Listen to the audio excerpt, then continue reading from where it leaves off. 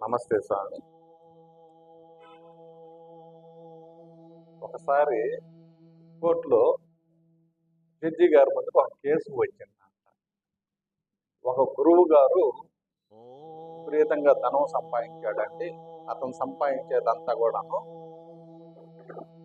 సక్రమంగా సంపాదించటం లేదు, ట్యాక్స్ కూడా కట్టట్లేదండి, విచారించి తగిన శిక్ష విధించండి అని చెప్పి ఎవరో ఒక అతను వేశాడంట. దానికి జడ్జి గారి దగ్గరికి ఆ ఫైల్ వచ్చింది. ఆ గురువు గారిని పిలిపించి విచారించాడంట. జడ్జి గారు అడిగాడంట, ఏమయ్యా నీ మీద ఇలా కేసు వేశారు, నువ్వు సంపాదించేటువంటి సంపాదన అంతా కూడాను సరైన మార్గంలో సంపాదించలేదంట, ట్యాక్స్ కూడా కట్టలేదంట, ఏ విధంగా సంపాదించావు నువ్వు డబ్బు అని అడిగారంట. దానికి ఆ గురువు గారు చెప్పాడంట, నేను ప్రతిరోజు ఒక చెరువు మీద దగ్గరికి వెళ్ళి సంధ్యావందనం చేసుకుంటానండి, నదిలో స్నానం చేసి. అదేవిధంగా ఒకరోజు స్నానం చేస్తామంటే ఒక భార్య భర్త ఇద్దరు వచ్చి ఆ నదిలో చనిపోవాలని చెప్పేసి దూకాలని చెప్పేసి ప్రయత్నం చేస్తా ఉన్నారు. దానిని గమనించి నేను వాళ్ళని కూర్చోబెట్టి మాట్లాడి, మీకేమి ఇబ్బంది లేదమ్మా, నేను చూసుకుంటాను అని చెప్పేసి వాళ్ళని మీరు సుఖ సంతోషాలతో పిల్ల పాపలతో ఆరోగ్యంగా ఉండాలని చెప్పి ఆశీర్వాదం చేసి వచ్చాను. కొద్ది రోజుల తర్వాత వాళ్ళు నా దగ్గరకు వచ్చేసి మేము శుభ్రంగా సంతోషంగా ఆరోగ్యంగా ఉన్నామని చెప్పేసి వాళ్ళకున్న ధనంలో కొంత ధనం ఇచ్చేసిపోయారు. నాకు మళ్ళీ ఆశీర్వాదం చేశాను, మీకు సంతాన ప్రాప్తి రస్తు అనేసి. మళ్ళీ కొద్ది రోజుల తర్వాత ఒక పిల్లగాడిని ఎత్తుకొని వచ్చారు వాళ్ళు, మాకు సంతానం కలిగింది గురువు గారు అని. మళ్ళీ కొంత ధనాన్ని ఇచ్చేసిపోయారు. అప్పుడు మళ్ళీ ఆ పిల్లగాడిని ఆశీర్వాదం చేయమన్నారు. ఈ పిల్లగాడు మంచిగా జీవిస్తాడండి, ప్రయోజకుడు అవుతాడని చెప్పేసి మళ్ళీ ఆశీర్వాదం చేసి పంపించాము.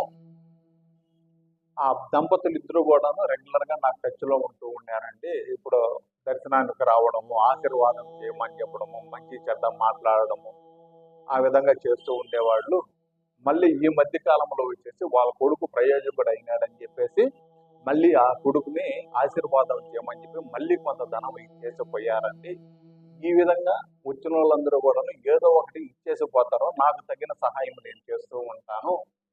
సో నేను చేయాల్సిన కార్యాలు కూడా చాలా ఉంటాయండి, అవన్నీ కూడా చేస్తూ ఉంటాను అని చెప్పాడంట. ఆ జడ్జి గారి మీద ఇది ఎక్కడా కూడాను దొంగతనం చేసినట్టు కానీ ఇతరులను మోసనం చేసినట్టు లేదు కాదని చెప్పేసి అతని మీద ఎవరైతే కేసు వేస్తారో అతను చివాట్లు పెట్టి ఆ కేసు పుట్టేస్తాడంట. అవతల జడ్జి గారికి ఒక చిన్న కోరిక కలుగుతాదంట. ఆ స్వామీజీని అడుగుతాడంట, స్వామి ఇంతకీ ఆ దంపతులు ఎవరు తెలుసుకోవాలనుకుంటున్నాను నేను అని చెప్తాడంట. ఆ గురువు గారు నవ్వి, ఆ భార్యాభర్త ఎవరో కాదు నిన్ను కన్న తల్లిదండ్రులు ఆయన అని చెప్తారు. వెంటనే ఆ జడ్జి గారు ఆయన సీట్లోంచి లేచి వచ్చి ఆ గురువు గారికి సాష్టాంగ నమస్కారం చేసి ఆశీర్వాదం తీసుకుంటారు. సో అందుకని మనము గురువు యొక్క ఆశీర్వాదం కానీ పూజలు చేసేటువంటి పూజారుల యొక్క ఆశీర్వాదాన్ని తీసుకోవాలి తప్ప వాళ్ళ మనసుని ఎప్పుడు కూడాను గాయపరచకూడదు. అలా గాయపరిచిన దానివల్ల ఎన్నో జన్మలకు సంబంధించిన పాపాన్ని మనము మూట కట్టుకునేట్టు అవుతుంది. వాళ్ళు ఆ స్థానంలో ఉండాలంటే ఎన్నో జన్మల పుణ్యఫలం ఉంటే తప్ప అలాంటి స్థానాలు లేక వాళ్ళు పోయేటందుకు అవకాశాలు ఉండవు. సో అర్థం చేసుకొని మనం చేయాల్సిన ధర్మాలు ఏవైతే ఉన్నాయో వాటిల్ని పాటించేటందుకు మనం కూడా ప్రయత్నం చేస్తూ ముందుకెళ్దామని.